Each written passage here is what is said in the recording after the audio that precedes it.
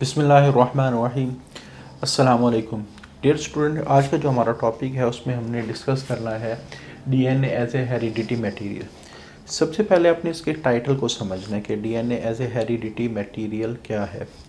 हमारे पास काफ़ी सारे बायोलॉजिकल मॉलिक्यूल होते हैं जो सेल के अंदर होते हैं, जैसे वाटर, जैसे कार्बोहाइड्रेट, जैसे लिपिड्स, प्रोटीन्स, न्यूक्लिक एसिड में डीएनए, आरएनए। अब ये सारे के सारे बायोलॉजिकल मॉलिक्यूल हैं जो सेल की कंपोजिशन बना रहे होते हैं। और जब सेल डिवाइड होता है अगले सेल के अंदर, यानी अपना मटेरियल को सेंड करता है, तो ये काफ़ी सारे स्ट्रक्चर, कार्बोहाइड्रेट्स भी जा रहे होते हैं, लिपिड्स भी जा रहे होते हैं, प्रोटीन्स भी जा रहे होते हैं, मुख्तलिफ स्ट्रक्चर की शक्ल में जब सेल डिवीजन होती है। लेकिन हमें कैसे पता चला कि डीएनए हेरिडिटी मटेरियल है? हेरिडिटी मटेरियल का क्या मतलब है कि इंफॉर्मेशन डीएनए के ज़रिए से जाती है। वालिदैन से बच्चों में जो इंफॉर्मेशन जाती है, जो डॉटर सेल्स की करैक्टरिस्टिक बनाती है, तो वो डीएनए के ज़रिए से जाती है।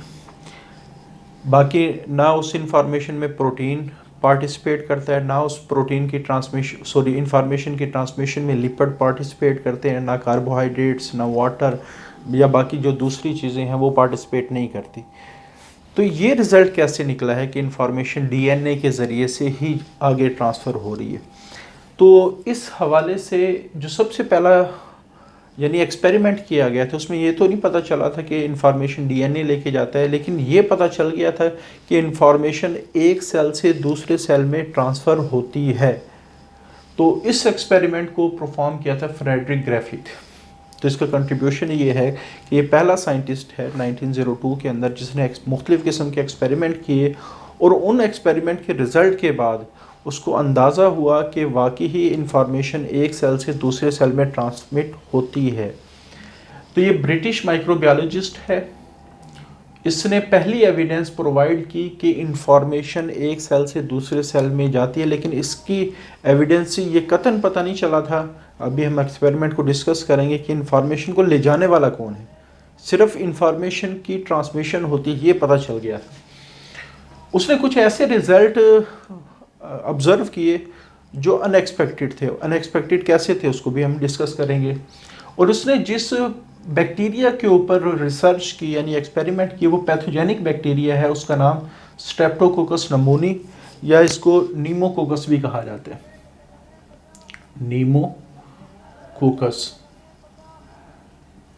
नीमोकोकस भी इसको कहा जाता है। आगे अगर इस बैक्टीरिया को हम देखें, इसकी दो टाइप्स हैं जो उसने एक्सपेरिमेंट के ज़रिए से ऑब्ज़र्व की। एक को हम कहते हैं स्मूथ स्ट्रेप्टोकोकस नमूनी और दूसरे को हम कहते हैं रफ स्ट्रेप्टोकोकस नमूनी।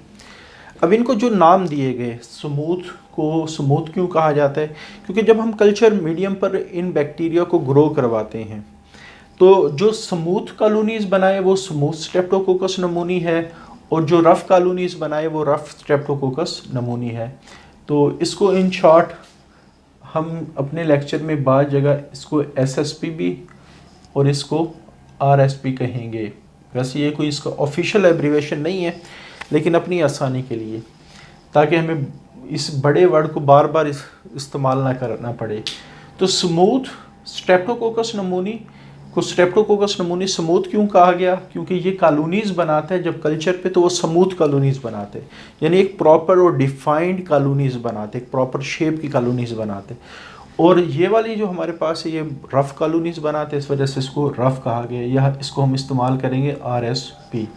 दूसरा, ये जो स्मूथ स्ट्रेप्टोकोकस नमूनी है ये पैथोजेनिक फॉर्म है कि ये ऑर्गेनिज्म के अंदर अपने होस्ट के अंदर ये आमतौर पे पॉइजनिंग काज करते हैं, जिसको हम ब्लड पॉइजनिंग कहते हैं, और बीमार करते हैं और इंडिविजुअल की डेथ भी हो सकती है। ये म्यूटेंट फॉर्म है। म्यूटेंट फॉर्म से क्या मुराद है? ये नॉन पैथोजेनिक फॉर्म भी है। पैथोजेनिक के लिए हम विरुलेंट का वर्ड भी इस्तेमाल करते हैं, यानी इसको आप विरुलेंट भी कह सकते हो, जो बीमारी काज करेगा। ठीक है, तो ये नॉन विरुलेंट है। तीसरा डिफरेंस है कि इसका जो आप कह सकते हैं कि बॉडी है वो एक कोट के अंदर लिपटी होती है, जो कोट पॉलीसेक्राइड का बना होता है, और इसके पास वो कोट मौजूद नहीं होता। तो ये जो तीन डिफरेंस है जो आपकी बुक में भी मेंशन किए गए हैं, तो इन तीन बार दफ़ा क्वेश्चन आ जाता है कि differentiate between smooth streptococcus pneumoniae and rough streptococcus pneumoniae. इन डिफरेंस को आप लोगों ने याद रखना है क्योंकि हम काफ़ी दफ़ा अपने एक्सपेरिमेंट में इन डिफरेंस को इस्तेमाल भी करेंगे। तो सबसे पहले जो एक्सपेरिमेंट फ्रेडरिक ग्रिफिथ ने परफॉर्म किए, उन एक्सपेरिमेंट के रिज़ल्ट की बिहाफ पे उसने अपना रिज़ल्ट निकाला। तो पहला एक्सपेरिमेंट तो ये था कि उसने मुख्तलिफ़ किस्म के चूहे लिए और उन चूहों को बैक्टीरिया की विरुलेंट फॉर्म से क्या मुराद है, SSP स्मूथ स्ट्रेप्टोकोकस नमूनी उनके अंदर इंजेक्ट की। बैक्टीरिया माइस चूहों के अंदर इन्फेक्शन हुआ, ब्लड पॉइजनिंग हुई और चूहों की डेथ हो गई। क्योंकि जो SSP है ये पैथोजेनिक फॉर्म है, विरुलेंट फॉर्म है, तो उसने इन्फेक्शन काज किया और उस इन्फेक्शन की वजह से ब्लड पॉइजनिंग हुई और माइस की क्या होगी, डेथ होगी। ये पहला एक्सपेरिमेंट। अच्छा, दूसरा एक्सपेरिमेंट उसने माइस चूहों का लिए और उसके ऊपर बैक्टीरिया की ऐसी स्ट्रेन का मतलब होता है टाइप, बैक्टीरिया की एक ऐसी टाइप के साथ उसको इंजेक्ट करवाया जो म्यूटेंट थी, यानी RSP रफ स्ट्रेप्टोकोकस नमूनी। माइस के अंदर कोई भी साइड इफ़ेक्ट, कोई भी डिजीज शो नहीं हुई and mice remain healthy. Mice remain healthy. तो जब उसने विरुलेंट स्ट्रेन और बैक्टीरिया जो म्यूटेंट स्ट्रेन का स्ट्रक्चर ऑब्जर्व किया तो उससे नज़र आया कि जो सबसे बड़ा डिफरेंस इन दोनों के अंदर था वो पॉलीसेकेराइड कोट का था। पॉलीसेकेराइड कोट इसके पास नहीं है, इसके पास पॉलीसेकेराइड कोट मौजूद है। तो उसने यहाँ से एक रिज़ल्ट निकाला, लगता है ऐसा है कि पॉलीसेकेराइड जो कोट है उसके अंदर कोई ऐसी चीज़ मौजूद है जिसकी वजह से ब्लड पॉइजनिंग हो रही है, यानी उसकी विरुलेंसी बन रही है, डिजीज़ काजिंग प्रॉपर्टी उसकी या करेक्टरिस्टिक डेवलप हो रही है। तो coat is apparently necessary for the virulence, कि जो बीमारी का बाइस बन रहा है, लगता है ऐसा है, कंफर्म नहीं है, लगता है ऐसा है कि कोट इस विरुलेंसी या डिजीज़ का रिस्पॉन्सिबल है। तो इस बात को चेक करने के लिए कि कोट ही क्या रिस्पॉन्सिबल है, तो उसने तीसरा एक्सपेरिमेंट किया। तो ये तीसरा जो एक्सपेरिमेंट वो किस वजह से था, to determine whether coat is toxic, है कोट क्या जहरीला है, इस बात को पता लगाने के लिए उसने तीसरा एक्सपेरिमेंट किया। तो उसने क्या किया, एक चूहे लिए और डेड विरुलेंट फॉर्म यानी SSP बैक्टीरिया लिए, लेकिन वो डेड थे। अब ज़ाहिर बात है डेड के अंदर कोट तो होगा, अगर कोट टॉक्सिक है तो वो अपना इफेक्ट शो करेगा। तो उसने देखा कि जब चूहों को डेड विरुलेंट फॉर्म यानी स्ट्रेप्टोकोकस स्मूथ स्ट्रेप्टोकोकस नमूनी के साथ इन्फेक्ट करवाया गया तो माइस रिमेन परफेक्टली हेल्दी, कि जो चूहा है वो मुकम्मल तौर पे सेहतमंद रहा, उसके अंदर कोई साइड इफ़ेक्ट शो नहीं हुए। तो इसका मतलब ये हुआ कि ये जो डिजीज़ काजिंग एबिलिटी है ये सेल के अंदर बैक्टीरिया खुद प्रोड्यूस करवाता है, किसी भी वजह से कोट इसके अंदर कोई पार्टिसिपेशन नहीं करता। अच्छा, फिर उसने एक कंट्रोल एक्सपेरिमेंट किया, चूहा लिया, dead virulent streptococcus pneumoniae, live coatless mutant rough streptococcus pneumoniae. अगर आप देखें एक्सपेरिमेंट नंबर 2 में म्यूटेंट फॉर्म इस्तेमाल की, कोई यानी इफ़ेक्ट नहीं हुआ, डेड वाली इस्तेमाल की, कोई भी इफ़ेक्ट नहीं हुआ। यानी ये दोनों चीज़ें ये आप कह सकते हैं हार्मलेस थी इन प्रीवियस एक्सपेरिमेंट। तो इन दोनों का मिक्सचर माइस के अंदर इंजेक्ट करवाया गया। तो जब इंजेक्ट करवाया गया तो यहाँ बहुत ज़्यादा अनएक्सपेक्टेड रिजल्ट आए। पहला कि mice died due to blood poisoning, कि चूहा है वो ब्लड पॉइजनिंग की वजह से मर गया। अगर हम एक्सपेरिमेंट को देखें तो उसमें जो म्यूटेंट स्ट्रेन है वो लाइव है और जो स्ट्रेप्टोकोकस की विरुलेंट स्ट्रेन है वो डेड है। लेकिन जब उसने उसके अंदर उसका ब्लड चेक किया तो पता चला कि उसके ब्लड में काफ़ी सारी अमाउंट विरुलेंट स्ट्रेप्टोकोकस नमूनी की है, लेकिन आप कह सकते हैं कि विरुलेंट स्ट्रेप्टोकोकस नमूनी दी गई थी, इस वजह से इसकी तो अमाउंट होनी चाहिए। लेकिन हैरान कुन बात थी कि वो सारे के सारे लाइव जिंदा थे। इस्तेमाल क्या किया गया, डेड विरुलेंट को लेकिन ब्लड के अंदर से क्या निकल आए, जिंदा विरुलेंट स्ट्रेप्टोकोकस नमूनी। अब ये बहुत बड़ा अनएक्सपेक्टेड रिजल्ट था। तो उसने इन बैक्टीरिया को चेक किया, लेकिन उसने देखा जो बॉडी के अंदर प्रोटीन्स हैं, प्रोटीन्स वगैरह हैं या दूसरे आप कह सकते हैं चीज़ें हैं, वो सारी RSP रफ वाली हैं। तो यहाँ से उसको एक शक हुआ, लगता है ऐसा है कि ये जो जिंदा RSP थे उसी की बॉडी के अंदर थोड़ी सी मॉडिफिकेशन करके जिंदा SSP यानी स्मूथ स्ट्रेप्टोकोकस नमूनी बनाए गए।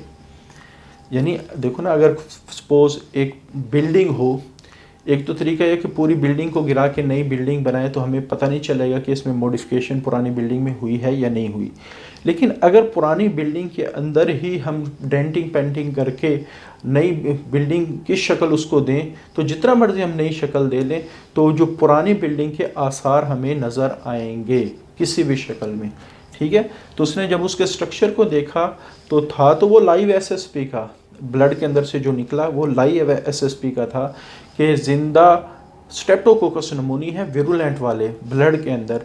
लेकिन उसका स्ट्रक्चर जो उसकी बॉडी है उसके अंदर जो प्रोटीन है, उसकी जो आप कंपोजिशन है प्रोटीन की, वो आप कह सकते हैं लाइव RSP वाली थी, यानी रफ स्ट्रेप्टोकोकस नमूनी वाली थी। तो इसका मतलब ये हुआ कि ऐसी इंफॉर्मेशन जिसने कोट को अब दोनों में जो बड़ा डिफरेंस वो तो कोट का है, यानी जो SSP के पास कोट होता है और RSP के पास कोट नहीं होता। तो सबसे बड़ा डिफरेंस तो इनमें दोनों में कोट का है। तो इसका मतलब ये हुआ कि RSP से लगता है ऐसा है कि RSP से कुछ इंफॉर्मेशन गई, उसने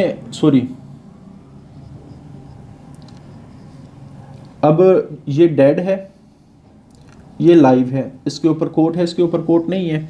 ठीक है, तो कुछ इंफॉर्मेशन गई, उसने RSP के ऊपर कोट बना दिया, यानी रफ के ऊपर क्या बना दिया, कोट बना दिया, और इसको विरुलेंट भी बना दिए। दो बातें, कोट भी बन गया और ये विरुलेंट भी।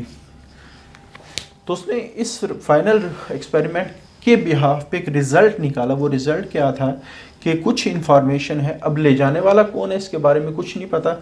इन्फॉर्मेशन स्पेसिफाइंग कोड कि वो हमारे पास इन्फॉर्मेशन जो एक RSP को जिसने जब कोड बन गया और ये विरुलेंट हो गया तो वो हम क्या कहेंगे उसको, ये स्मूथ स्ट्रेप्टोकोकस नमूनी या विरुलेंट फॉर्म ऑफ बैक्टीरिया बन गई है।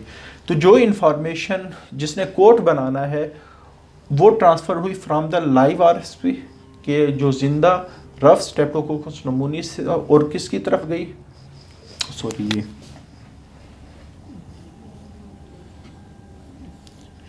इंफॉर्मेशन डेड SSP से लाइव RSP की तरफ गई और उसने परमानेंटली चेंज कर दिया, जो रफ स्ट्रेप्टोकोकस नमूनी था उसको जिंदा SSP में कन्वर्ट कर दिया।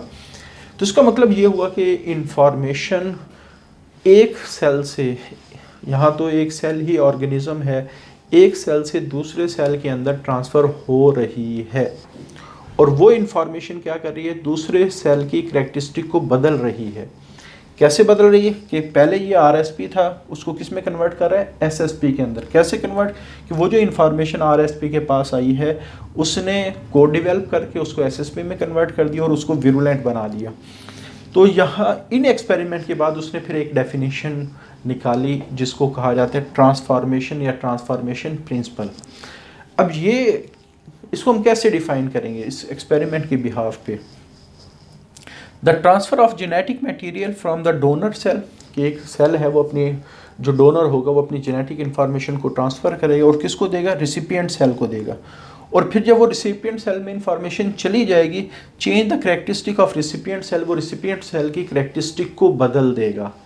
तो ये हमारा आज का लेक्चर। तो इस लेक्चर में अगर आप ऑब्ज़र्व करें सिर्फ अभी तक ये रिज़ल्ट निकला है कि इंफॉर्मेशन एक सेल से दूसरे सेल में जाती है, लेकिन वो इन्फॉर्मेशन को ले जाने वाला कौन है, वो लिपिड्स लेके जाएंगे, वो कार्बोहाइड्रेट लेके जाएंगे, वो DNA लेके जाएगा, वो RNA लेके जाएगा, या वो प्रोटीन्स लेके जाएंगी। तो ये सारे के सारे अभी क्वेश्चन मार्क्स हैं इस एक्सपेरिमेंट के बाद कि इन्फॉर्मेशन किसके ज़रिए से आगे जाती है। तो यहाँ हमारा टाइटल तो ये है कि हमें पता है कि वो डीएनए के ज़रिए से आगे जाती है, लेकिन हमें ये कैसे पता चला कि ये डीएनए के ज़रिए से इंफॉर्मेशन क्योंकि सेल जब भी अपनी सेल डिवीजन के बाद नए सेल बनाते हैं तो काफ़ी सारी चीज़ों आगे शेयर करता है, अपने प्रोटीन्स को, अपने कार्बोहाइड्रेट्स को, जैसे हमने पहले डिस्कस किया। लेकिन वो डीएनए ही है जो इन्फॉर्मेशन को ले जाने वाला है। तो इसके ऊपर जो एक्सपेरिमेंट हुए, फर्दर मुख्तलिफ़ किस्म के साइंटिस्ट ने एक्सपेरिमेंट किए, तो उससे फिर फाइनल रिज़ल्ट हमारा निकला। तो एक्सपेरिमेंट को फिर हम इंशाल्लाह अगले लेक्चर में डिस्कस करेंगे। आज के लिए इतना ही। अल्लाह हाफिज़।